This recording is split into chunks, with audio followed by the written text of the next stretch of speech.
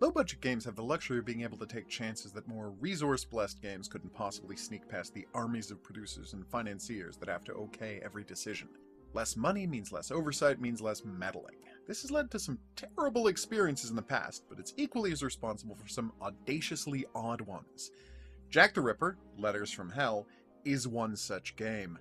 It's a title with a premise so bizarre that it deserves attention solely based on it.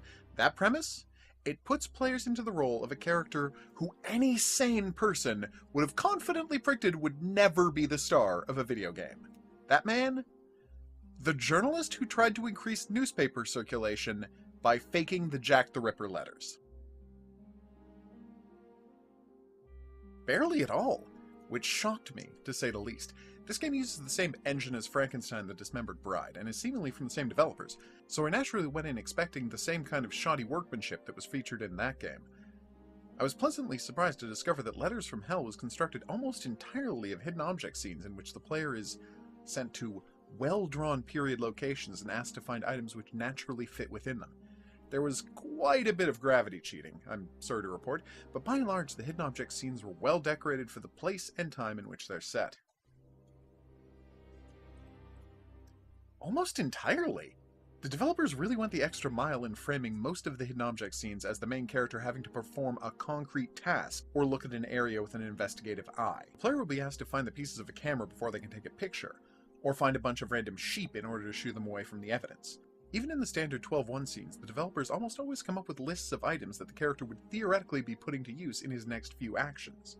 It's a level of care and dedication to hidden object scene plausibility that I rarely see in even the most technically adept titles, so seeing it here is like finding an actual diamond ring in a Cracker Jack box.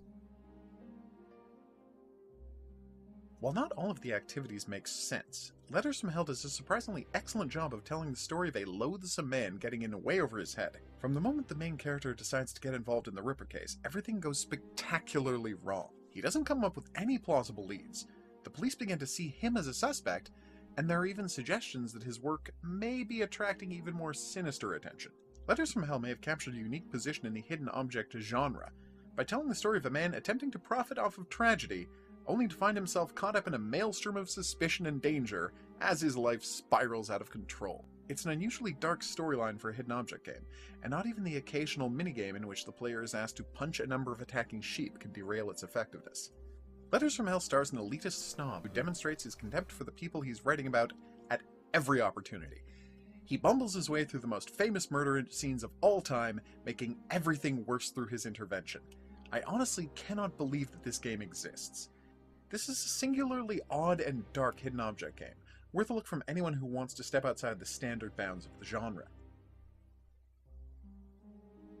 The game is packed with things I could have chosen, and I almost landed on the way the game changes history to avoid a case of a real-life anti-Semitism. But the real standout was the sheep model that the developers decided to go with. Every single one of them has an incredibly prominent set of udders. I couldn't possibly hazard a guess as to why. There isn't one, so no, you don't.